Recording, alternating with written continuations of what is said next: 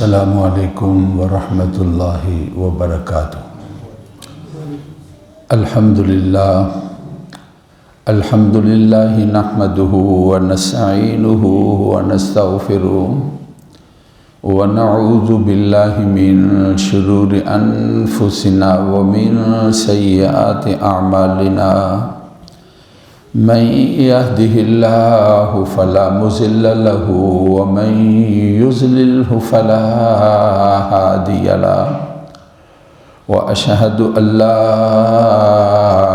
إله إلا الله وحده لا شريك له وأشهد أن سيدنا ومولانا محمدا عبده ورسوله أما بعد فأعوذ بالله من الشيطان الرجيم بسم الله الرحمن الرحيم مثل الذين ينفقون أموالهم في سبيل الله كمثل حبة أنبتت 7 سنابل في كل سنبلة 100 حبة والله يضاعف لمن يشاء والله واسع عليم الذين ينفقون أموالهم في سبيل الله ثم لا يتبعون ما أنفقوا منا ولا أذى لهم أجرهم عند ربهم ولا خوف عليهم ولا هم يحزنون قول معروف ومغفرة خير من صدقة يتبعها أذى والله غني حليم يا أيها الذين آمنوا لا تبطلوا صدقاتكم بالمن والأذى كالذي ينفق ماله رئاء الناس ولا يؤمن بالله واليوم الآخر فمثله كمثل صفوان عليه تراب فأصابه وابل فتركه صلدا لا يقدرون على شيء مما كسبوا والله لا يهدي القوم الكافرين۔ مثال ان لوگوں کی جو خرچ کرتے ہیں اپنے مالوں کو اللہ کے راستے میں، مثال ایک دانے کی ہے۔ اس نے اگائے 7 سٹے،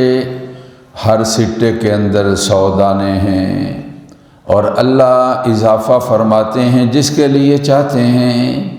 اللہ وسعتوں والے ہیں، جاننے والے ہیں۔ وہ لوگ جو خرچ کرتے ہیں اپنے مالوں کو اللہ کے راستے میں، پھر اس کے پیچھے جو انہوں نے خرچ کیا کوئی احسان نہیں جتلاتے اور تکلیف نہیں دیتے، ان کے لیے اجر ہے ان کے رب کے ہاں، نہ ان کے لیے خوف ہوگا اور نہ ہی وہ غمگین ہوں گے۔ نرم بات کرنا اور تذکر کر دینا یہ بہتر ہے صدقے سے جس کے پیچھے تکلیف ہو۔ اللہ بے پرواہ ہیں، اللہ بردبار ہیں۔ اے ایمان والو مت ضائع کرو اپنے صدقات کو احسان جتلا کر اور تکلیف دے کر، مانند اس کے جو خرچ کرتے ہیں مال کو لوگوں کے دکھلاوے کے لیے، اللہ کو اور آخرت کو نہیں مانتے۔ ان کی مثال ہے مثال کہ چٹان ہے، اس پر مٹی ہے، پس اس کو پہنچتی ہے بارش، پس اس کو چھوڑ دیتی ہے بالکل صاف۔ وہی چیز پر وہ قدرت نہیں رکھتا ہے جو اس نے کمایا ہے۔ اللہ رہنمائی نہیں فرماتے ہیں کافر قوم کی۔ صدق اللہ العظیم وبلغنا رسولہ النبی الکریم۔ واجب صد احترام معزز سامعین، قرآن مجید فرقان حمید کی چند آیات مبارکہ تلاوت کی گئی ہیں۔ 3 پارہ سورۃ بقرہ ہے۔ پارے کا یہ چوتھا رکوع ہے جس کی یہ ابتدائی آیات مبارکہ ہیں، جن کی تلاوت اور ترجمہ آپ نے سنا ہے۔ میں آج مختصر اس وقت کے اندر کیا آپ سے عرض کرنا چاہتا ہوں، میں جو بات آپ سے عرض کرنا چاہتا ہوں اس کا خلاصہ یہ ہے، بعض نیکیاں انسان کی غلطیوں کو مٹا دیتی ہیں۔ آدمی اچھے کام کرتا ہے اور اس کی برکت سے جو ان سے کوئی غلطی، جو ان سے کوئی گناہ، جو ان سے کوئی نافرمانی، کوئی لغزش ہوئی، اللہ اس نیکی کی برکت سے اس کے گناہوں کو مٹا دیتے ہیں، معاف فرما دیتے ہیں۔ یہ بات اللہ تعالیٰ کی ذات نے قرآن مجید کے اندر بیان فرمائی ہے کہ جو نیکیاں ہیں وہ برائیوں کو مٹا دیتی ہیں اور نیکیوں کے کرنے کا ہمارے لیے حکم دیا گیا ہے۔ میں ایک دو مثالیں آپ سے عرض کرتا ہوں۔ آپ جمعے کی نماز کے لیے مسجد میں آئے، وضو کیا، غسل کیا، جمعے کی نماز کے لیے مسجد کے لیے آئے، جو قدم آپ نے اٹھایا، اللہ اس قدم کے اٹھانے کے بدلے کے اندر اللہ تعالیٰ نامہ اعمال کے اندر نیکی لکھتے ہیں اور اللہ تعالیٰ اس کی وجہ سے گناہوں کو مٹا دیتے ہیں۔ قدموں سے چل کر کہیں لڑنے کے لیے گیا، کسی کو برا بھلا کہنے کے لیے گیا، بے ادبی اپنے بزرگوں کی اس کے لیے گیا، تو جو اس نے قدم سے غلطی کی تھی، اس نیکی کی وجہ سے اللہ رب العزت کی ذات گناہوں کو مٹا دیتے ہیں اور گناہوں کو معاف فرما دیتے ہیں۔ آدمی سے غلطی ہو گئی، اپنے ابا کے حضور چلا گیا، ان کے ساتھ ملاقات کی، محبت اور شفقت کے ساتھ ان کا دل خوش ہوا، اس نیکی کی وجہ سے کوئی اس سے لغزش اور غلطی ہوئی تھی اور زیادتی ہوئی تھی، اللہ تعالیٰ اس نیکی کی برکت سے اس لغزش کو اور زیادتی کو معاف فرما دیتے ہیں۔ اسی طریقے کے ساتھ جمعہ والا دن ہے، سرکار دو عالم، فخر دو عالم صلی اللہ علیہ وسلم کی ذات اقدس کے لیے درود شریف کا ورد ہوتا ہے۔ جمعہ کی نماز کے لیے آئے تو زبان پر تھا صلی اللہ علیہ وسلم، صلی اللہ علیہ وسلم۔ اس کا معنی کیا ہے؟ اے اللہ محمد صلی اللہ علیہ وسلم پر اپنی رحمتوں کو نازل فرمائے۔ رحمت دو عالم صلی اللہ علیہ وسلم کے لیے دعا کرنا، درود شریف ان کے حق کے اندر اپنے اللہ تعالیٰ سے دعا کرنا ہے۔ جو بندہ یہ نیکی کرتا ہے، اس نیکی کے بدلے میں اللہ اس کے نامہ اعمال میں جہاں نیکی لکھتے ہیں اور اس کا درجہ بلند ہوتا ہے اور اس کا رتبہ اور مقام اللہ اور اس کے نبی کے ہاں قریب ہوتا ہے، اور کل قیامت میں اس کا قرب پتہ چلے گا، وہی اس نیکی کی وجہ سے اور اس نیکی کے کرنے کی وجہ سے اللہ تعالیٰ اس کے گناہ بھی مٹا دیتے ہیں۔ یہ رسول اللہ صلی اللہ علیہ وسلم نے فرمایا، جو صرف ایک مرتبہ درود شریف پڑھتا ہے، اللہ اس کے نامہ اعمال میں 10 نیکیاں لکھتے ہیں، اللہ اس کے نامہ اعمال میں 10 گناہوں کو مٹا دیتے ہیں، اللہ تعالیٰ اس کے 10 درجات کو بلند کرتے ہیں۔ بہت ساری مثالیں ہیں، میں آپ سے یہ چیزیں اس وقت بیان کرنا نہیں چاہتا کہ نیکیوں کے ساتھ جو ہے وہ گناہ جو ہے وہ معاف ہو جاتے ہیں اور نیکیوں کی وجہ سے گناہوں کو ختم کر دیا جاتا ہے۔ مجھے آج جو آپ سے عرض کرنا ہے وہ یہ کہ بعض گناہ ایسے ہیں جس سے انسان کی نیکیاں ختم ہو جاتی ہیں۔ بڑے بڑے اچھے اعمال، نیک اعمال اور بڑے بڑے عمدہ اعمال آدمی گناہ کرتا ہے اور ان گناہوں کی وجہ سے بڑے بڑے اعمال جو ہیں وہ ختم ہو جاتا ہے۔ قرآن مجید کے اندر آتا ہے، اللہ رب العزت کا فرمان ہے کہ اللہ تعالیٰ کل قیامت کے دن کہیں اقرا کتابک کفا بنفسک اليوم علیک حسیبا۔ جب اس کو اٹھایا جائے گا تو کہا جائے گا یہ اپنا نامہ اعمال پڑھ لے، آج تو خود ہی اس کے اوپر کافی ہے حساب و کتاب کہ اپنے نامہ اعمال کو دیکھے کیا نیکی لکھی ہے اور کیا گناہ کا معاملہ ہے۔ تو کہتے ہیں جب بندے کو اللہ اختیار دیں گے تو بندہ اس کو اپنے نامہ اعمال کو پڑھے گا جس طرح کھاتا یہاں دنیا میں پڑھا جاتا ہے۔ آدمی کسی کے پاس لینا دینا ہے تو کہتے ہیں جی اپنا کھاتا دیکھ لو، وہ آدمی وہاں دیکھنے لگ جاتا ہے، اور کہیں اعتراض ہے کسی پیمنٹ کے لینے دینے کا، کوئی بھول چوک ہے تو اس کی نشاندہی کرتا ہے اور اس کا تذکرہ کرتا ہے۔ تو اللہ تعالیٰ بھی قیامت میں کہیں گے اقرا کتابک، یہ نامہ اعمال ہے تمہارا، پڑھ لو، کفا بنفسک الیوم علیک حسیبا، آج تو اپنے لیے کافی ہے حساب و کتاب کے لیے۔ بندہ غور کرے گا تو کہے گا اے میرے اللہ، میں نے ایک نیکی کی تھی وہ مجھے نظر نہیں آ رہی ہے، میں فلاں کام کیا تھا، اچھا فلاں تاریخ کو مجھے اس بندے کو اللہ تعالیٰ یاد دلا دیں گے، اور کہے گا اے میرے اللہ، میں نے اپنی زندگی میں فلاں کام کیا تھا، اچھا آج میرے نامہ اعمال کے اندر مجھے نظر نہیں آ رہا، اور میری وہ نیکی کہاں چلی گئی اور میرا وہ اچھا عمل کہاں چلا گیا۔ حدیث پاک کے اندر ہے، رسول اللہ صلی اللہ علیہ وسلم نے ارشاد فرمایا، اس بندے کو جواب دیا جائے گا جو تو نے فلاں کا حق مارا تھا، فلاں کے ساتھ تم نے زیادتی کی تھی، اور فلاں کی تو نے بے ادبی اور گستاخی کی تھی، اور فلاں کی عزت نفس کا تو نے خیال نہیں کیا تھا، جو تیرا معاملہ فلاں ملازم کے ساتھ، تیرا معاملہ اپنی بیوی کے ساتھ، تیرا معاملہ اپنے بزرگوں کے ساتھ، تیرا معاملہ اپنے بچوں کے ساتھ، تیرا معاملہ اپنے خریداروں کے ساتھ، اور تیرا معاملہ اپنے بیچنے والوں کے ساتھ، تیرا معاملہ پڑوسیوں کے ساتھ، تیرا معاملہ فلاں کے ساتھ، جو تو نے وہ عمل کیا گناہ والا، تیری نیکیوں کو اس کو دے دیا گئی ہیں، اور تیرے اعمال کے نامہ اعمال کے اندر اس نیکی کو مٹا دیا گیا ہے اور اس نیکی کو ختم کر دیا گیا ہے۔ پاک پیغمبر صلی اللہ علیہ وسلم کی ذات اقدس نے ارشاد فرمایا، ایک حدیث پاک کے اندر ہے، آپ صلی اللہ علیہ وسلم نے فرمایا، جانتے ہو کل قیامت کے دن سب سے زیادہ مفلس اور غریب آدمی کون ہوگا؟ آج ہم مفلس کس کو کہتے ہیں؟ جس بیچارے کی ضروریات زیادہ ہوں اور اس کے اخراجات، اس کی آمدن کے جو وسائل ہیں وہ کم ہوں اور اس کے اخراجات پورے نہ ہوتے ہوں، ہم اس کو مسکین اور غریب کہتے ہیں۔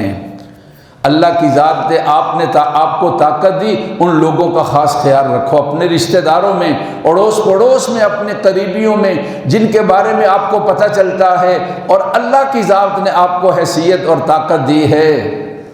جن کی آمدن ان کے اخراجات کے ساتھ مطابقت نہیں رکھتی، بیچارے بڑے غور اور فکر کے ساتھ اور بڑی سوچ اور سمجھ کے ساتھ اور بڑے اپنا تدبر کے ساتھ وہ اپنے اخراجات کو کرنے کی کوشش کرتے ہیں، لیکن مطابقت نہیں، وہ بیچارے ہر وقت اس چیز کے اندر پریشان رہتے ہیں۔ ان کو آج ہمارے معاشرے کے اندر یہ کہا جاتا ہے کہ یہ غریب ہے، اور ہمارے معاشرے میں کہا جاتا ہے یہ مسکین ہے۔ فرمایا رسول اللہ صلی اللہ علیہ وسلم نے، جانتے ہو کل قیامت کے دن سب سے زیادہ غریب اور مسکین کون آدمی ہوگا؟ وہ آدمی جو بڑے اچھے اعمال لے کر آیا تھا، صدقہ بھی کرتا رہا، وہ بھی لے کر آیا تھا، اور اسی طرح نمازیں بھی اس کے نامہ اعمال میں بہت تھی، اور روزے بھی رکھتا رہا، اور اس طرح جب موقع ملا اس نے عمرہ بھی کیا اور اس نے حج بھی ادا کیا، بہت سارے اس نے اپنے پاس نیکیوں کو جمع کر رکھا تھا، لیکن جب کل قیامت کے دن اللہ کے حضور پیشی ہوئی، کسی کے ساتھ ظلم کیا تھا، اس کو اس کی نیکی دے دی گئی، کسی کے ساتھ غلط بیانی کی تھی، اس کو اس کی نیکی دے دی گئی، کسی کا دل دکھایا تھا، اس کو اس کی نیکی دے دی گئی، والدین بزرگوں کی اس نے نافرمانی کی، نیکی دے دی گئی۔ جو دنیا کے اندر کسی کے ساتھ زیادتی کرتا رہا اور ظلم کرتا رہا، اور دنیا کے اندر اس نے جو بے پرواہی کی اور اس طرح کا معاملہ کیا، تو اس کی نیکیاں اس کو دے دی جائیں گی۔ آیا تو بہت ساری نیکیوں کے ساتھ تھا اور بہت اچھے سارے اعمال لے کر آیا تھا، لیکن جب فیصلے کا وقت آیا تو اس کے ہاتھ کے اندر کچھ بھی نہیں رہا۔ فرمایا رسول اللہ صلی اللہ علیہ وسلم نے، کل قیامت کے دن یہ آدمی سب سے زیادہ غریب محشر کے میدان کے اندر شمار ہوگا، اور سب سے زیادہ مفلس کل قیامت کے دن شمار ہوگا۔ لوگ دیکھیں گے تو کہیں گے یہ تو حضرت صاحب تھے، یہ تو حاجی صاحب تھے، یہ تو فلاں بزرگ صاحب تھے، لیکن پتہ چلے گا فلاں زیادتی کرتے رہے، بہو کے ساتھ زیادتی کی اور اپنے رشتہ داروں کے ساتھ زیادتی کی اور اپنے ماتحتوں کے ساتھ زیادتی کی اور اپنے بڑوں کے ساتھ زیادتی کی، اور اس کی وجہ سے اس کی نیکیوں کو ختم کر دیا گیا ہے، اور اس کے نامہ اعمال کے اندر نیکیاں نہیں ہیں۔ جو اس نے زیادتی کی ہیں اس کی نیکیاں ان کو دے دی گئی ہیں۔ میں آپ سے کیا عرض کرنا چاہ رہا ہوں کہ بہت سارے اعمال ایسے ہیں جن کی وجہ سے انسان کی نیکیاں ختم کر دی جاتی ہیں اور انسان نیکیوں سے محروم ہو جاتا ہے اور اچھے کام کا اجر اور ثواب اس کو نہیں ملتا ہے۔ قرآن مجید کے اندر اللہ رب العزت کی ذات نے تلاوت شدہ آیات مبارکہ کے اندر 3 چیزوں کا تذکرہ کیا ہے اور مثال دے کر سمجھایا ہے جس کے ساتھ انسان کی نیکیاں اور اچھائیاں ختم ہو جاتی ہیں۔ ایک ان میں سے چیز یہ ہے کہ آدمی کسی کام کو اللہ کے لیے نہیں کرتا۔ مقصد یہ کہ لوگ کہیں جی بہت بڑا علامہ ہے، لوگ کہیں بہت بڑا سخی ہے، لوگ کہیں بہت بڑا اچھے کام کرنے والا ہے، اور اپنی شہرت کے اشتہار چاہتا ہے اور اپنا تذکرہ چاہتا ہے۔ لوگ کہیں جی واہ کیا بات ہے۔ جب لوگوں سے واہ واہ کہلانا اس کا اچھا کام مقصد ہے تو اللہ رب العزت کے ہاں سے وہ اجر سے محروم ہو جائے گا۔ اور پھر قرآن نے اس کی مثال دی، یوں سمجھو کہ ایک پتھر ہے بالکل ملائم، بالکل صاف پتھر ہے، اس کے اوپر مٹی ہے اور بارش زور کی پڑتی ہے تو اس پتھر سے مٹی بالکل دھل جاتی ہے اور بالکل صاف ہو جاتا ہے۔ تو کہا یہی مثال ہے اس آدمی کی جو اللہ کی رضا کو چھوڑ کر، اللہ کی خوشنودگی کو چھوڑ کر اور اللہ کا مقصد ہونا اس کو چھوڑ کر اس کی نیت کے اندر کوئی فتور ہے اور اس کی نیت کے اندر کوئی کمی ہے اور اس کی نیت کے اندر کوئی بات ہے، کوئی عمل کرتا ہے تو اللہ کے ہاں اس کی قبولیت نہیں ہے۔ یہ تلاوت شدہ آیات مبارکہ کے اندر اللہ رب العزت کی ذات نے بیان فرمایا ہے۔ 2 اور چیزیں جن کا تذکرہ بیان فرمایا گیا، ان میں سے ایک چیز یہ ہے کہ کسی کے سامنے احسان کا تذکرہ کرنا، اچھائی کی ہے اور پھر اس کے بعد تذکرہ کہ میں نے فلاں کے ساتھ اچھائی کی ہے اور میں نے فلاں کے ساتھ نیکی کی ہے، جس کو کہتے ہیں نیکی کر اور کنویں میں ڈال، دریا میں ڈال، بھول جا۔ بندے سے بدلہ نہیں، بدلہ کون دے گا؟ اللہ کی ذات سے بدلہ مقصد ہے۔ جو آدمی کسی اچھے کام کو کرنے کے بعد بندوں سے بدلہ لینا چاہتا ہے اور پھر تذکرہ کرتا ہے، احسان جتلاتا ہے کہ میں نے یہ کیا اور میں نے وہ کیا، اس کی یہ نیکی ختم ہو جاتی ہے اور اس کی یہ نیکی باطل ہو جاتی ہے۔ کل قیامت کے دن اس کو اس کا کوئی بدلہ نہیں ملے گا اور دنیا کے اندر بھی اس کی یہ نیکی جو ہے وہ ضائع ہے۔ آج ہمارے معاشرے کے اندر یہ چیز بہت زیادہ عام یہ چیز پائی جاتی ہے اور ہماری معاشرتی زندگی، رہنا سہنا اور شادی بیاہ کے موقع پر خاص طور کے اوپر، اب کوئی مال والے ہیں یعنی بیٹی والے مال والے ہیں تو جو رشتہ کرتے ہیں اپنے کسی عزیز و اقربا کے اندر، وہ بیچارہ غریب ہے تو یہ سمجھتے ہم نے بہت بڑا احسان کیا کہ ہم نے اپنی بیٹی اس کو دے دی ہے۔ اس کو تو کوئی پوچھتا نہیں تھا، وہ تو ہمارے برابر کا نہیں تھا، وہ تو ہمارے جوڑ کا نہیں تھا، ہم نے اپنی بیٹی دے دی اور بیٹی کے ساتھ پھر اس کے ویزے کا انتظام کر دیا، پھر اس کے پاسپورٹ کا انتظام کر دیا، پھر امریکہ اور یورپ اور کینیڈا کے اندر اس کی رہائش کا انتظام کر دیا۔ کتنی مثالیں میرے سامنے ہیں، میں آپ کو شمار کر سکتا ہوں۔ جب والدین نے اس طرح کی نیکیوں کے تذکرے کیے، ان کی بیٹیوں کا گھر اجڑ گیا اور ان کی بیٹیوں کا گھر جو ہے وہ برباد ہو گیا اور نتیجہ طلاق تک پہنچتا ہے۔ یہاں پر بھی جب تھوڑا سا فرق ہوتا ہے مالی لحاظ سے یا کسی چیز سے، اور لڑکی یہ سمجھتی ہے میرا باپ بڑا افسر تھا، میرے بھائی جو ہیں وہ بڑے طاقت والے اور قوت والے اور بڑے میل والے اور بڑے تعارف والے اور ان کا بڑی جگہ پر تعلق ہے، جب یہ بات ذہن میں بٹھا لیتی ہے اور پھر ان کو تانا دیا جاتا ہے۔ میں صرف ایک واقعہ آپ سے بیان کرنا چاہتا ہوں۔ ایک صاحب کہتے ہیں مجھ سے فون آیا باہر سے، یورپ سے، اور انہوں نے کہا جی ہم بہت پریشان ہیں۔ بیٹی نے فون کیا، کہا جی میں بہت پریشان ہوں۔ کہا جی کیا مسئلہ ہے، آپ کیوں پریشان ہیں؟ کہا کہ میری شادی کا جب وقت آیا، یعنی میری عمر پہنچی اور شادی کا معاملہ تھا، تو میرے والدین نے کہا کہ رشتہ داروں میں فلاں بھانجا یا بھتیجا، باپ کا یا ماں کا قریبی ہمارا عزیز تھا، کہا کہ وہ لڑکا جو ہے ہم اس کے ساتھ تمہارا رشتہ کرنا چاہتے ہیں۔ وہ پوزیشن کے لحاظ سے ہم سے بہت کمزور تھے، مالی لحاظ سے وہ ہم سے بہت کمزور تھے۔ کہا جی دیکھو نا جی، ہم نے ان سے کہا کہ ہم شادی کرنا چاہتے ہیں، اور پھر رشتہ طے ہو گیا، اور پھر شادی ہو گئی، اور پھر شادی کے بعد ہم اس کو یہاں پر لے کر آ گئے، سارا سلسلہ اس کی یہاں پر رہائش کا اور کاغذات کی درستگی کا کر دیا۔ اب وہ گھر کی طرف توجہ ہی نہیں کرتا ہے، اب وہ گھر سے چلا گیا ہے اور گھر سے باہر رہتا ہے۔ دیکھو نا جی ہم نے اس کے ساتھ کتنی نیکی کیے ہیں، ہمارے والدین نے اس کے اوپر، اس گھر کے اوپر کتنا احسان کیا ہے۔ وہ صاحب کہتے ہیں میں نے ان سے کہا تم اس کا تذکرہ بھی کرتے ہوگے اس کے سامنے؟ جی کتنی مرتبہ ہم نے اس کو کہا، میرے ابا نے کہا، میری امی نے کہا کہ ہم نے تمہارے ساتھ یہ نیکی کی ہے، تمہارے ساتھ یہ نیکی کی ہے، تمہارے ساتھ یہ نیکی کی ہے۔ کہتے ہیں میں نے ان سے کہا کہ بیٹی یہی وجہ تیرے گھر کی تباہی کی ہے۔ میں آپ سے کہوں گا کہ آپ اپنے خامد کو جہاں بھی ہے تلاش کرو، اس کو گھر میں لے آؤ۔ آج کے بعد نہ تو نے تذکرہ کرنا ہے،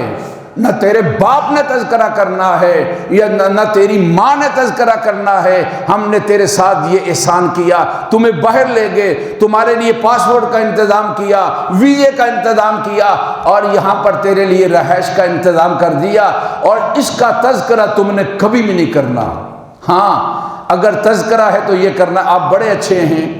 آپ نے قربانی دی، اپنے باپ کو چھوڑا ہمارے پاس آ گئے، آپ نے قربانی کی دی، اپنی ماں کو چھوڑا ہمارے پاس آ گئے، آپ نے قربانی دی، اپنے بہن بھائیوں کو چھوڑا ہمارے پاس آ گئے، آپ نے قربانی دی، اپنے دوست احباب اور اپنے عزیز و اقربا کو چھوڑا۔ اگر آپ کوئی گفتگو کرنا چاہتی ہیں تو آپ اس طریقے کے ساتھ گفتگو کریں۔ پھر کہتے ہیں کہ انہوں نے اس آدمی کو ڈھونڈا اور اپنے گھر لے آئے، اور پھر ایک عرصے کے بعد ان کا مجھے فون آیا، بیٹی کا اور اس کا خامد بھی ساتھ تھا، اور بڑے خوش و خرم تھے، اور بڑے اچھے طریقے سے ان کی زندگی گزر رہی تھی۔ میں نے اس کے خامد سے پوچھا کہ تم نے کیا کیا اور کیوں کرتے تھے؟ اس نے کہا جی آپ جب پوچھتے ہیں تو میں آپ کو کیا بتاؤں، جب سے میں یہاں آیا مجھے دن کے وقت اس کی امی کہتی تھی دیکھ ہم نے تمہارے ساتھ کتنی نیکی کی ہے، اور جب موقع ملتا تو میرے سسر صاحب کہتے جی دیکھو جی ہم نے تمہیں یہاں بلایا ہے۔